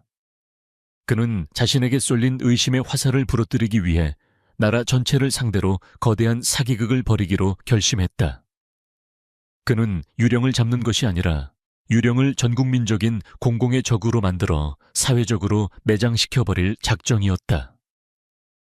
최 실장 자네 팀의 공격 능력을 증명해 보일 때가 됐네. 우리에게 작은 혼란이 필요해. 다음날 오후 2시 대한민국 전체가 혼란에 빠졌다. 전국의 모든 은행 ATM 기기가 일제히 현금 인출 서비스를 중단했다. 온라인 뱅킹과 모바일 알체는 마비되었고 주식시장의 거래 시스템은 거북이처럼 느려졌다. 처음에는 단순한 전산 장애인 줄 알았던 사람들은 사태가 몇 시간 동안 이어지자 극심한 공포에 휩싸이기 시작했다. 국가의 금융동맥이 누군가에 의해 인위적으로 마비되었다는 소문이 SNS를 통해 걷잡을 수 없이 퍼져나갔다. 바로 그 순간 강민혁이 소유한 언론사들이 일제히 속보를 쏟아내기 시작했다. 그들은 이 사건을 하데스라는 이름의 정체불명 국제 해커 조직이 벌인 사이버 테러라고 규정했다. 강민혁의 돈으로 움직이는 보안 전문가들이 방송에 출연하여 이번 공격이 국가 안보를 뿌리부터 흔드는 심각한 위협이며 배후에는 반정부 반기업 성향의 극단주의자들이 있다고 목소리를 높였다. 대중의 분노와 공포는 순식간에 익명의 해커 집단을 향했다. 이 모든 것은 강민혁의 지휘 아래 최판호와 그의 레드팀이 벌인 자작극이었다. 그들은 프로메테스의 초기 기술을 이용하여 금융망의 가장 취약한 부분을 정교하게 타격했다. 시스템을 파괴하지 않으면서도 대중에게는 최대한의 공포를 심어줄 수 있는 완벽하게 계산된 공격이었다. 하지만 그들의 진짜 임무는 따로 있었다. 바로 이 모든 공격의 범인으로 이진우를 지목하는 것이었다. 그들은 자신들의 공격 흔적을 지우는 동시에 이진우의 디지털 서명을 곳곳에 심어놓기 시작했다. 최판호는 과거 이진우와의 전투에서 그의 공격 패턴과 코드 스타일의 일부를 확보하고 있었다. 그는 이것을 바탕으로 마치 이진우가 사용한 것처럼 보이는 악성 코드를 제작했다. 그리고 해킹의 발원지를 추적하는 국가사이버안전센터의 분석팀을 속이기 위해 공격 경로를 수십 개의 해외 서버를 거쳐 이진우가 활동하는 것으로 추정되는 지역의 IP 대역으로 향하도록 정교하게 조작했다. 그것은 전문가들조차 속아 넘어갈 수밖에 없는 완벽한 조작이었다. 정부 합동수사본부가 꾸려지고 몇 시간 만에 잠정적인 수사 결과가 발표되었다. 범인은 국제 해커 조직이 아니라 최근 퀀텀 코퍼레이션을 지속적으로 공격해 온 고도로 숙련된 국내 해커거, 즉 유령이라는 것이었다. 언론은 기다렸다는 듯이 유령을 반사회적 인물로 몰아가기 시작했다. 그들은 퀀텀에 대한 공격을 대기업에 대한 불만을 품은 개인의 치기 어린 행동으로 폄하했고 이제 그 불만이 국민 전체를 향한 테러로 발전했다고 보도했다. 진실을 찾던 외로운 추적자는 하룻밤 사이에 천하의 몹쓸 테러리스트가 되어버렸다. 이 모든 상황을 지켜보는 진우와 박성준 그리고 한지우는 경악을 금치 못했다. 이것은 그들이 상상했던 방역의 수준을 뛰어넘는 것이었다. 강민혁은 단지 증거를 덮으려는 것이 아니라 아예 전쟁의 판 자체를 바꾸려 하고 있었다. 한지우는 즉시 상부로부터 퀀텀에 대한 모든 수사를 중단하고 국가 안보를 위협하는 해커 유령을 체포하는 데 모든 역량을 집중하라는 압력을 받기 시작했다. 그녀의 칼은 적의 목전에서 강제로 거두어졌다. 박성준은 자신의 과거가 거대한 규모로 재현되는 것을 보며 절망감에 휩싸였다. 거대한 권력이 어떻게 언론을 이용해 진실을 왜곡하고 한 사람의 인생을 파괴하는지 그는 뼈저리게 알고 있었다. 우리가 졌네. 저들은 괴물이야. 그의 목소리가 힘없이 떨렸다. 하지만 진우의 눈은 절망이 아닌 차가운 분노로 불타고 있었다. 그는 자신의 아버지가 왜 그렇게 외롭게 싸워야 했는지, 그리고 강민혁이라는 인간이 얼마나 추악한 존재인지 다시 한번 깨달았다. 아직 끝나지 않았어요. 진우는 자신의 모든 장비를 끄기 시작했다. 이제 이 옥탑방도 더 이상 안전하지 않았다. 국가의 모든 정보기관과 수사기관이 자신의 뒤를 쫓기 시작할 것이다. 그는 유령처럼 사라져야 했다. 하지만 그것은 도망을 의미하는 것이 아니었다. 가장 깊은 어둠 속으로 몸을 숨겨 마지막 방역을 준비하기 위함이었다. 전국에 수배령이 내려지고 자신의 얼굴이 담긴 몽타주가 모든 뉴스 화면을 장식하는 것을 보며 진우는 조용히 어둠 속으로 발을 옮겼다. 이제 그는 온 세상과 맞서 싸워야 했다. 전국에 수배령이 내려진 이진우는 완벽한 유령이 되어 어둠 속으로 스며들었다. 그는 낡은 옥탑방을 버리고 재개발을 앞두고 비어버린 도심의 한 건물 지하 통신실에 새로운 거점을 마련했다. 세상의 모든 눈이 자신을 쫓고 있는 지금 그에게 남은 시간은 얼마 없었다. 그는 절망하거나 도망치는 대신 이 모든 것을 끝장낼 마지막 한 수를 준비하기 시작했다.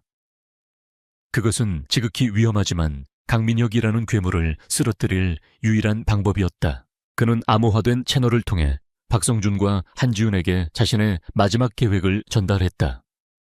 그의 목표는 며칠 뒤에 열리는 퀀텀 코퍼레이션의 연중 최대 행사인 신기술 발표회 퀀텀 리프였다. 이 행사는 전 세계에 생중계될 예정이었고 강민혁 회장이 직접 무대에 올라 새로운 가상현실 기술을 발표하기로 되어 있었다. 진우는 바로 그 순간 전 세계가 지켜보는 앞에서 강민혁의 가면을 벗겨버릴 생각이었다. 계획은 3명의 완벽한 협력을 필요로 했다. 진우는 방송 시스템을 해킹하여 증거를 송출하는 역할을 맡았다. 박성준은 자신의 낡은 인맥을 총동원하여 진실이 폭로되는 순간 그것이 음모론으로 치부되지 않도록 주류 언론들이 즉시 후속 보도를 할 수 있게 밑밥을 까는 역할을 맡았다.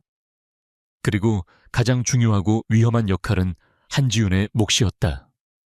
그녀는 행사가 시작되는 바로 그 시점에 퀀텀 본사에 대한 압수수색을 집행하여 물리적인 혼란을 일으켜야 했다. 한지훈은 엄청난 압박에 시달렸지만 그녀는 물러서지 않았다.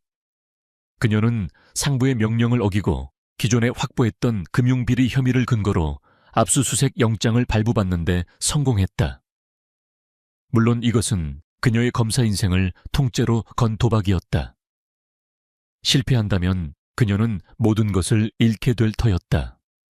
마침내 운명의 날이 밝았다. 화려한 조명과 수많은 취재진으로 가득 찬 퀀텀 리프 행사장은 축제의 분위기로 들떠 있었다.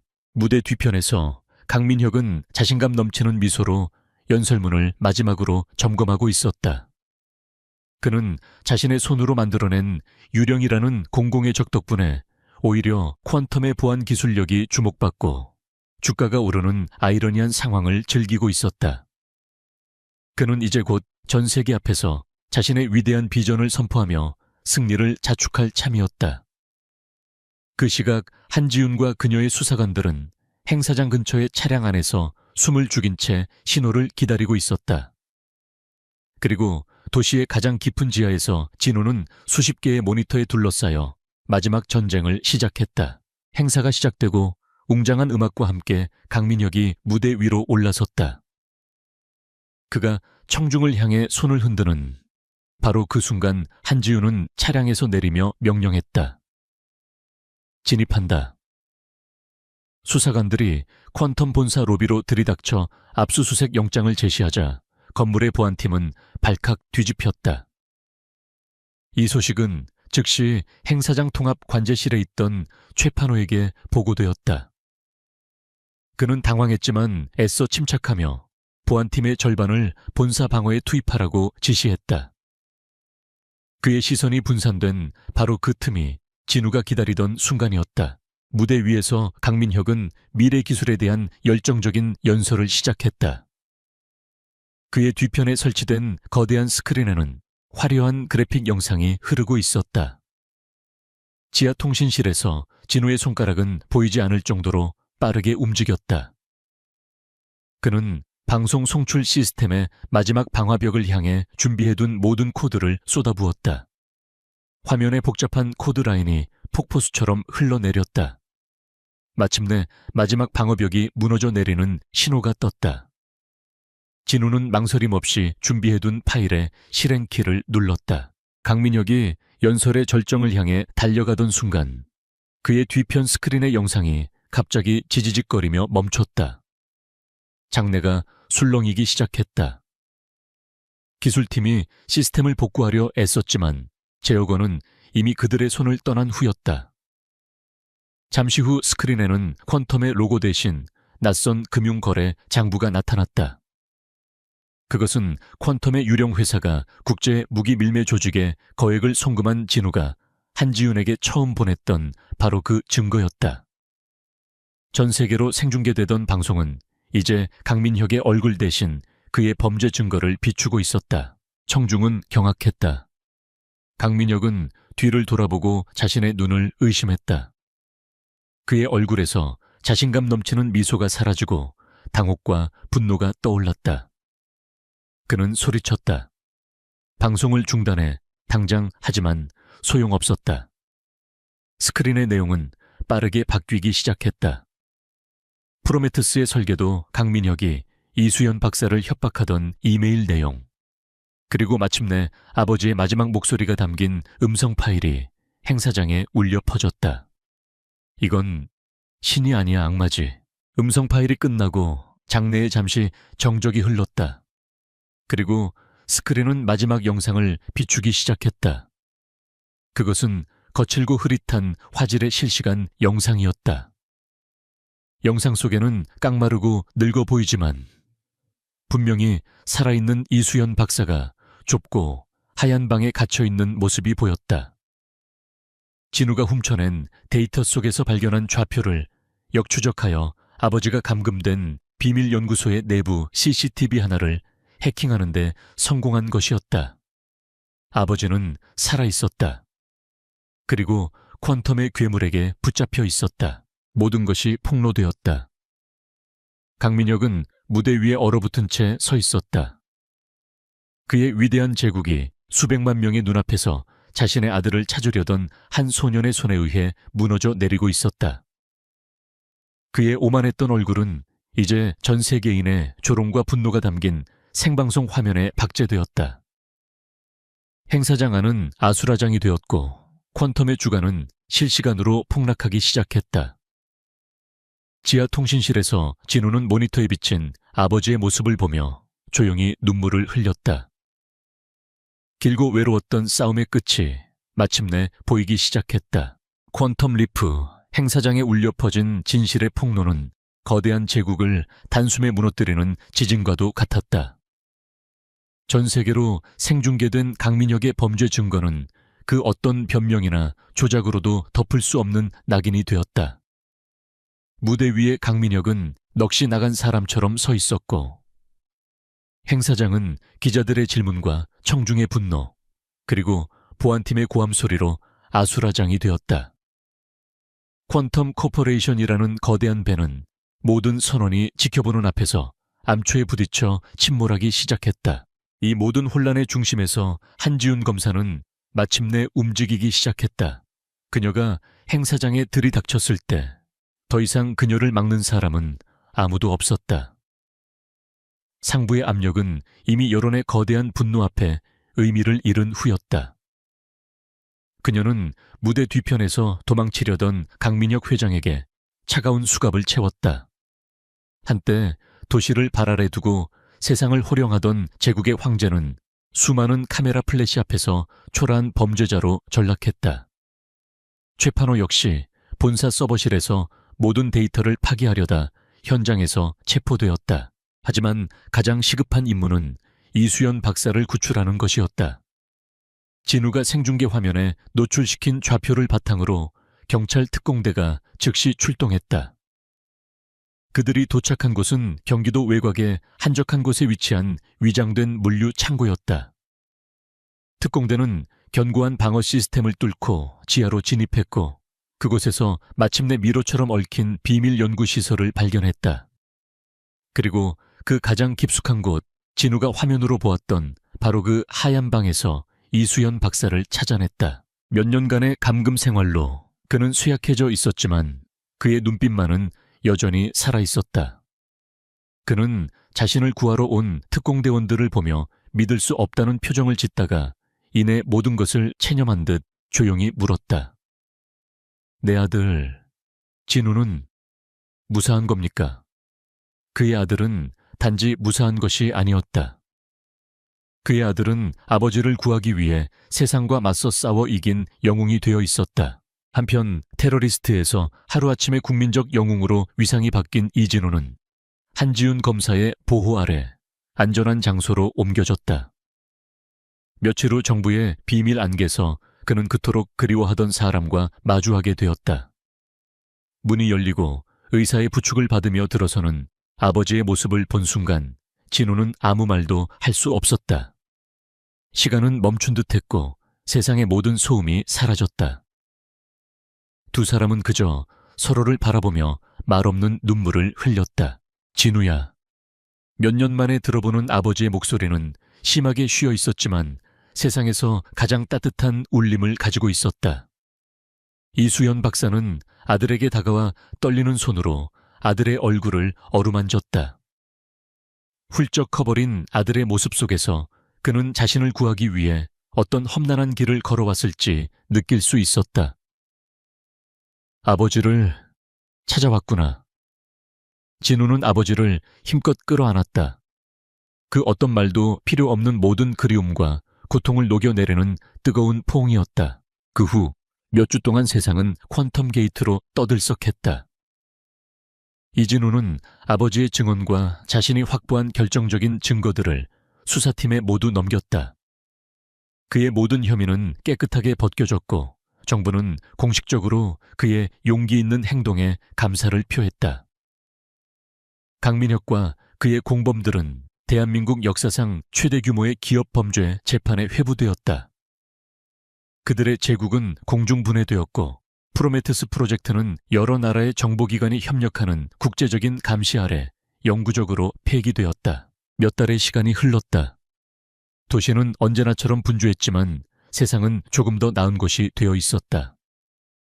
박성준 기자는 유령과 제국이라는 제목의 책을 출간하여 베스트셀러 작가가 되었고 잃어버렸던 기자로서의 명예를 완전히 회복했다. 한지훈 검사는 퀀텀 게이트를 성공적으로 해결한 공로를 인정받아 최연소 특수부 부장검사로 승진했고 여전히 정의의 칼날을 휘두르고 있었다. 어느 맑은 가을, 날 오후 한강이 내려다 보이는 공원 벤치에 진우와 이수연 박사가 나란히 앉아 있었다. 건강을 많이 회복한 이수연 박사의 얼굴에는 평온한 미소가 감돌았다.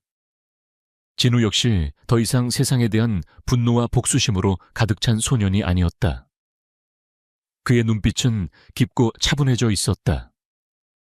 잠시 후 박성준이 웃으며 그들에게 다가왔다.